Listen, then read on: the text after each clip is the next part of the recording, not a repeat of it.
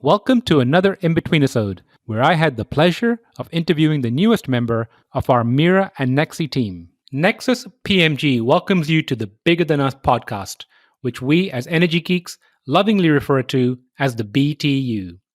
Bigger Than Us is a podcast that focuses on ideas that will shape the future of our planet and ultimately our existence. We will occasionally lean into energy topics because, after all, it's the key to our collective survival. But we'll also explore other ideas and topics that we believe will have an impact that is bigger than us. And now, on to today's show.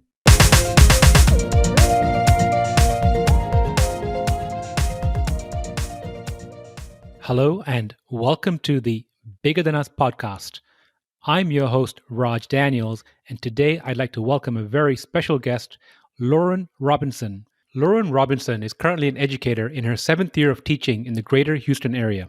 With a bachelor's and master's degree in science from Texas Tech University, Lauren found a love for teaching during her time being a graduate student. She combined both her loves of teaching and science to become a high school teacher. Lauren is not only an educator, but is married with 2 young children that she is excited to share this journey with. She is super enthusiastic to grow her reach of educating children on science, math, and technology. She is very active in the education field and can't wait to continue to inspire students to love all the fields that the STEAM programs influence. Lauren, how are you doing today? I'm doing great, Raj. How are you? Lauren, I'm doing wonderful. It's a Friday afternoon. The week is wrapping up. How are things looking for you? It's a little cloudy down here in Houston, but other than that, I'm really excited to have the weekend to spend time with my family. And I'm super excited to introduce you to our guests. For those of you listening, you might have heard me mention Mira and Nexi, our comic series that we launched last year. And Lauren has kindly agreed to join us on our Mira and Nexi journey and walk us through what it's going to be like going forward and why we're making the changes. So, Sorry, go Lauren, ahead, Raj. can you share with the audience what you currently do and why you're excited to join our team? So currently, I'm actually a high school teacher down here in Houston, Texas.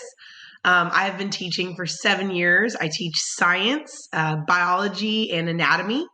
I love teaching. It's been so fun for me, and I'm so excited to be a part of the Bigger Than Us team and work with Mira and Nexi to really accentuate STEM and STEAM programs and really bring education into the fold of growing our children to understand what's happening currently in our environment, but also how they can help change the future. So I appreciate you sharing that. Can you tell me why you think it's essential that children become aware of climate change? Well, climate change is something that's not going away. And I think that people have been kind of hiding the fact that we need to really accentuate that we need to make sure that we're looking for new resources, tools, ideas, experiments that are going to help keep our environment healthy. And the future is our children. I know I have young children. I know you do as well, Raj. And these are going to be the future of making sure that we can continue to grow different resources like wind energy or that of different tools of medicines or how we can utilize different bacterias. These things are all going to play a huge role in decreasing pollution and increasing recycling and reusable resources. So I think it's so important that these kids know what's coming and how they can help fix it. So I believe you mentioned you've been teaching for 7 years. How has or have you seen a change in interest from your students regarding climate change? I think that students are realizing more today. And now that social media has gotten so big and they watch all these viral videos on YouTube and TikTok, all these different platforms, that climate change is happening around them. And I think they're becoming more cognizant of what that actually means. I think about when I was in school, and I just don't remember really being taught about climate change or recycling or things that were going around in our environment. And now it's what we push out through our state standards. It's actually a requirement. It's something we are wanting to grow our young people to understand. And these students want to know more about it. Working with older students, I see their interest growing in areas like being a lawyer or becoming a doctor or an engineer and trying to change the way the world is so that they can have a bigger impact on our world. So, speaking of impact, let's switch back to Mira and Nexi. I'm going to be the first to admit, a team of engineers, we've kind of been fumbling our way through the comic, creating comics that we think children would be interested in. Now, bringing you on board, allows us to give some more structure aligned to, the Texas education standards. Can you share what your ideas are about, how we're going to change Mira and Nexi and how it's going to help students better? Well, one thing that when I spoke to y'all at the beginning of doing this is I thought that education was the way to align it. And like you said, we're aligning it to the Texas Education and Knowledge Skills, so the TEKS, but not just looking at Texas. I have been doing research on other states like that of Florida and California and New York and seeing what we're doing, in the United States as a whole and how we're teaching our students. And so by looking at all of this, I found that there are certain things that these STEM programs and these state standards are pushing toward, and that is growing their concepts in recycling and energy and life sciences. So by aligning Mira and Nexi to that, I'm hoping that we can get kids excited about learning this content in a different way, getting them thinking outside of the box, challenging their minds a little bit, because in school, maybe they don't have the ability to always do the extensions. We know it's hard to meet students' needs as teachers. We only have so much time. So this gives kids more extension. We're going to have experiments for the kids to do, which is going to be super awesome, and giving them that hands-on, how they can do it themselves, and giving them ideas of what they might come up with, helping them solve problems and think of problems on their own.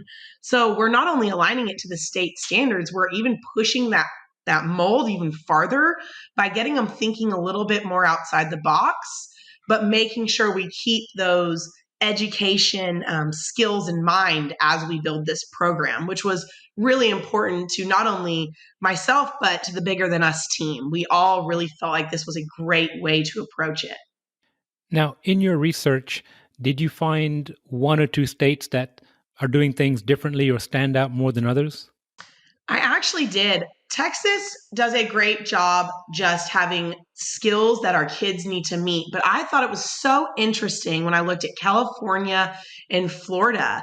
They had actual standards aligned to engineering, which I thought was so interesting because that's not where we have gone yet in our state, but it's something we see is happening around us. And so they had more pushes where they had actual engineering standards built with their basic state standards.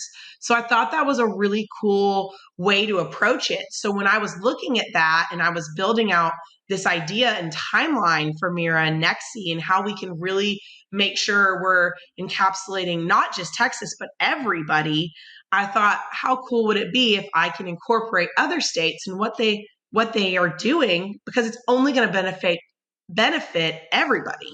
It's going to benefit every student across the world, or anybody who wants to be a part of this and come join us and watch Mira and Nexi in the Bigger Than Us series. I appreciate you sharing that, and especially mentioning the world. I don't know if you're aware or not, but when we received our quote unquote end of year wrap up from Spotify, we are now being listened to in 39 countries. That is absolutely amazing. And I'm so excited to have them hopefully come watch all the awesome things we're going to be doing with Mira and Nexi, because every student, no matter where they live, every child deserves an opportunity to grow their mind and continue to want to grow knowledge and skills in science and math and art, because we're even going to tie art into this and make sure these kids feel like they have something to be a part of. And that's so important to myself and my team. Now, before we explore the awesome things we have in store, can we perhaps change perspectives and say, how might this tool also help teachers? Oh, this is going to be an awesome resource for teachers. As a teacher myself, I think about how it's so hard sometimes to find things for our students that it's not just our voices. So it's not just listening to their teacher directly. They sometimes need to hear it from somebody else, because unfortunately, as you probably know, being a parent, you can say something 800 times, but when someone else says it, they're like, yes, I totally get that. Well, that's my hope, is that teachers use this as a resource for direct instruction, supplemental instruction, could be a great warm up or just introduction to a unit. It can be placed in wherever they see it fit. It can be even an extension opportunity where you challenge them, hey, go watch this and see, come back the next day and see what you take from it. I think teachers are going to have ample opportunity to tie this into their curriculum in everyday use, whether it be maybe once every unit or a few a unit. I think teachers are going to find that this is going to be easily accessible, but also it's going to be great for kids and it's going to be super wonderful for them to use, and they're going to understand it because we're going to put it in kid terms. Now, I've been out of school for a while, full admission, but do teachers currently use tools similar to this for other subjects? Oh, absolutely. I can honestly say I use them myself. I use resources on YouTube as well as like different applications and websites that incorporate videos or we can type videos into because they're amazing. I can honestly tell you for one of my classes, we do an introduction video every unit that is fully aligned to what they're learning. And the kids love it. And then the next day when we start the topic, they feel like they have some sense of understanding and they know some of the words I'm starting to use. So it helps them grasp the concept better. It's something I feel like we're always searching for and hoping to find better things that align. It's harder to find videos than I think people realize because you don't want it to be too high for the students.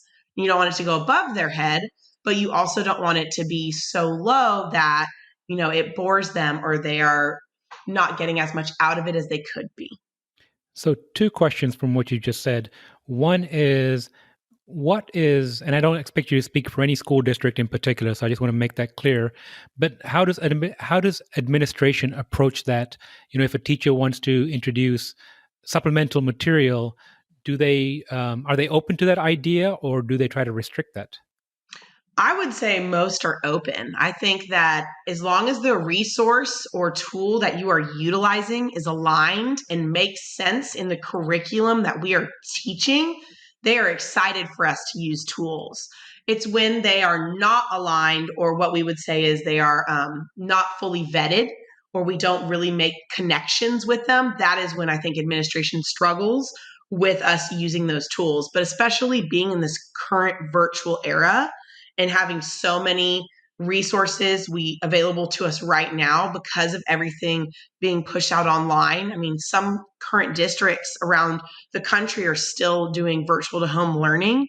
These resources have become more heavily accepted, I think, now, and I think they've gotten better, and we'll continue to see that they're going to be accepted at a higher rate because of this current setting we are in education.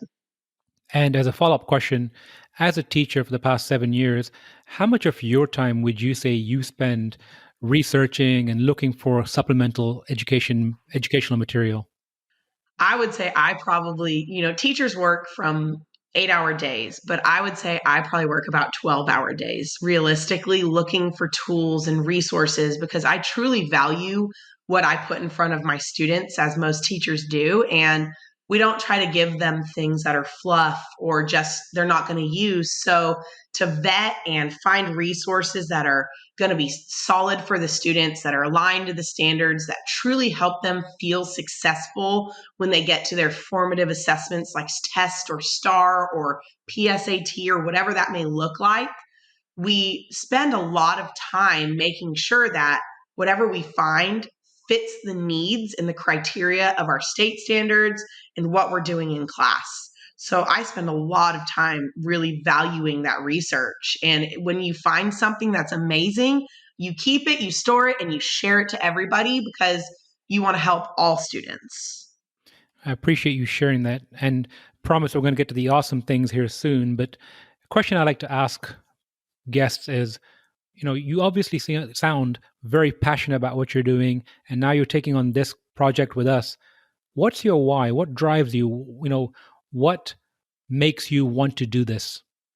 I can honestly say I think of my own children, and I want kids, no matter what ethnicity, what background, what they are growing up with, no matter where they live, to feel like they have something to be a part of and feel like they have something to watch and connect to. I want them to have a resource available to them that they can say, I want to learn more about this. So I'm going to go watch a video about experimentation or a video about recycling. Or if they don't understand something, I want them to go and have something to use to help them understand it.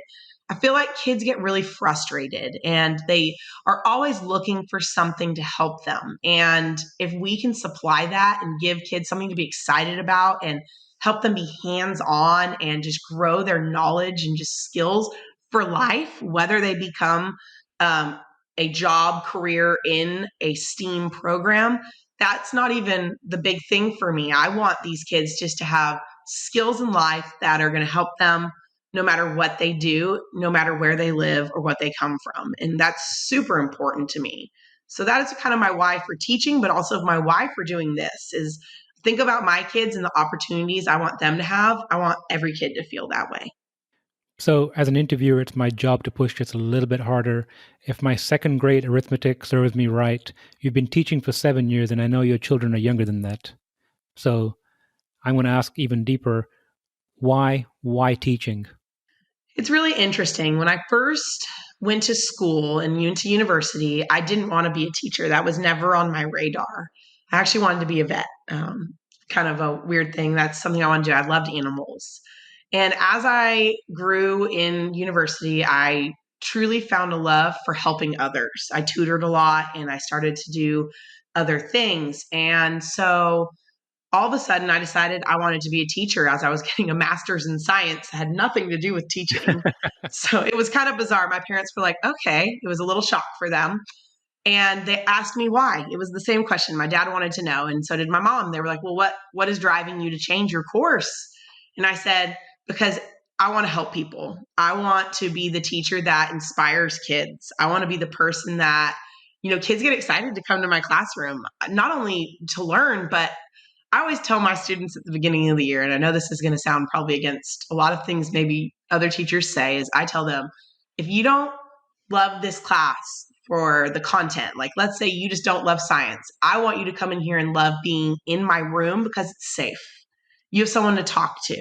I'm here if you need me. And I know you'll end up loving science by the end of this because you'll feel comfortable here and it'll grow your knowledge. So if you just take one thing away from this course that's going to help you in your future, that is all I care about. And I think kids feel that and they know that. And when teachers are there for the right reasons, I think they get the most out of their education. And so I always kind of take away from it teaching biology and anatomy. I'm like, this is going to help you when you have kids. This is going to help you if you know someone who's sick. This is going to help you if you look outside and want to know why the grass is green or trees are growing. I said, ultimately, you can take something away from this course in life that's going to just make you more educated and more understanding and ask questions to the right people. So education for me wasn't my first course, but it turned that way because I realized I wanted to make a bigger impact. And I feel like you can impact a lot of people when you teach a lot of kids every year. Well, I appreciate that. And staying on the vein of helping others, now you're helping us. Can you outline for the audience how you envision Mira and Nexi helping children going forward from a curriculum standpoint? So Mira Nexi, the way we're going to stagger it is going to be super awesome. And I think that parents and students and teachers, educators, really anybody who accesses this is going to find it super user friendly because we're going to build it out from very, very basic, like what are experiments, history of science. We're going to start with the components of a experiment, like what are the things you need, how to measure, and then we're going to make our way into content. And then we're going to do it in a way that I feel will flow super nicely. So we're going to go like into recycling, and it's just going to be stepping stones of layers that build on each other, because that is the most important part. If you don't know the basics, you're not going to be able to do the really harder questions. So we're going to start basic and build our way up. And we're going to have these really great subunits within it. So we're going to focus on like life sciences, and then we're going to focus on earth sciences like space and moon and all of those wonderful components. And then we're going to go into the physics, the motion, the energy, the matter. And then we're going to just continue through all the different sections. And within those, we're going to have all these wonderful podcasts and experiments and opportunities to enhance the kids' knowledge in short segments. So it's not going to be overwhelming for them either, because it's going to be little snips at a time. Sounds fantastic. And is there a target age range we're going to start with? We're going to be working with the elementary age. So from kindergarten to fifth grade is our target audience right now. In the future, we'll see what happens, but currently we're focusing on kindergarten to fifth grade. That doesn't mean those sixth, seventh, and eighth graders can't go look at this, because it's still really relevant and it's still going to be amazing, but that's definitely our target audience at this time. And when do you think we'll be able to roll out our first segment? We're hoping February. We're really hoping to have our first one out in February. That's our goal. So I'm keeping my fingers crossed that we can do this. I believe that we can. If not, no later than March. Absolutely. It's going to be super soon. It's going to happen this year, no matter what. Well, as a parent of 2 elementary age students, I'm looking forward to it quite a bit. I'm really excited. I'm excited for your students to actually do some of these experiments and be a part of the Mira Nexi little Bigger Than Us program that we've built. It's going to be super cool. So a couple more questions. One is that magic wand, and I'd just like to hear your imagination. 2030, what does Mira and Nexi look like for you? Oh, Mira Nexi in 2030 is going to be an animated video series that is students are going to watch actually what look like Mira and Nexi on the screen. And I could be teaching in the background while Mira and Nexi are aiding in the experiments or aiding in the content that's being put out there. They're going to be our helpers. It's going to have worksheets and extension activities in a coloring book. It's going to have all these different layers that's going to continue growing education, so that teachers are going to have super amounts of resources, but so are parents. So even if you're at home and just want to give your kids extra, you're going to have the ability to do that for them, because we're going to have all these wonderful guided notes and worksheets and extension questions, experiments, animated videos, cute little cartoons. I think in 2030, Mira Nexi is going to look that way. I'm hoping it happens sooner, honestly. I think it's going to be an awesome program. I'm even really excited about the comic book or the coloring book that we're going to make that goes with it for our super artistic kids. Lauren, it sounds like a beautiful vision. My last question is this, and I'm going to specifically target it because we have a lot of parents that are listening.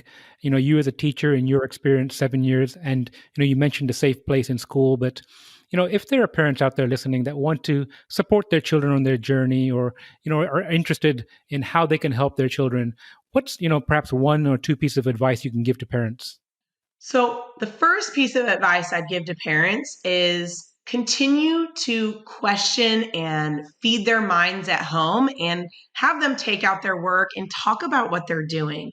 Maybe help them find a video if they're telling you they're having a hard time understanding a concept, going and looking for one, or listening to different podcasts or extending their minds. That's one thing, is continue to push them to think outside the box.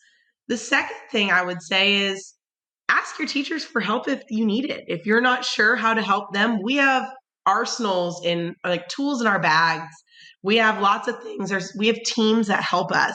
We are here for you. Reach out to people.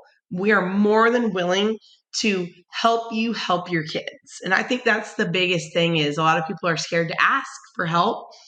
Well, don't be. You can reach out to teachers. You can reach out to different medical professionals. I do. I have reached out to different people to ask them for resources to help me teaching. So I think that's one fear that parents might have, is they don't want to reach out and ask for help. And I promise you, there will be people to help you if you do. So it's really just keep pushing your kids and ask for help if you need it. Lauren, that's great advice. And I'd just like to add that going forward, perhaps Mira and Nexi can even help you help your kids. Oh, absolutely. I hope so as well. Lauren, thank you so much for your time today. I look forward to working with you shoulder and shoulder to bringing your vision to life, and look forward to catching up with you again soon. Awesome. Thank you, Raj. It was so nice talking to you. Thank you, Lauren. Thank you for listening. If you like our show, please give us a rating and review on iTunes.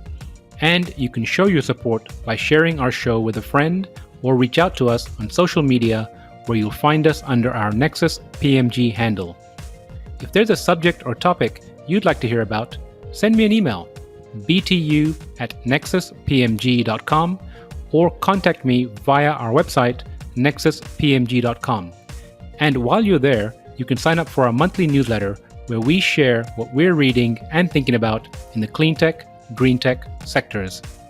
Bigger Than Us is a Nexus PMG production.